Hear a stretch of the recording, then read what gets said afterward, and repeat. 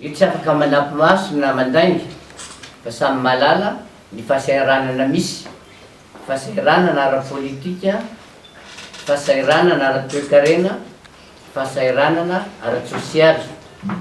Tsy azo fenina zany fa fantatsika ary tsy maintsy lazaina ara-politika raha tsika mahafantatra tsara fa nisy reny natao zay anonganana amin'ny président république reny. Ara-politika koa ny nalalantsika fa nisy ny natao mba anonganana ny gouvernement. Ara-politika koa nalalantsika fa tsy mifankahazo mifanenjika ny mpanao politika.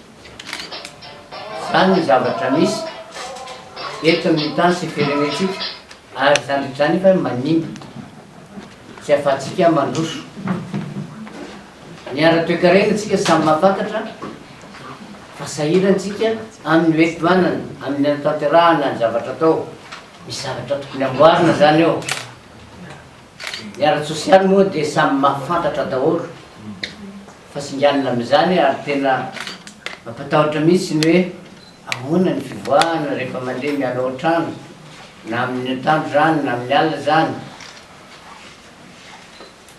Tsy fandriam-pahalemana no tiako tenenina amin'izay zavatra zay ankoatra ny zavatra hafa. Tsy maintsy lazaina zany ary ambara. Kanefa raha miteny an'izany a tsy hoe hanao fitsikirana fotsiny, tsy mety zany fa tsy maintsy mitondra vahaolana, mitondra zay fomba entina hanarenana an'izay. Ka izany no mampatonga anay hoe tsy maintsy hilatsaka ny antokary ama ahafahana maneho zay hevitra zay, ahafahana mitondra zay vahaolana izay.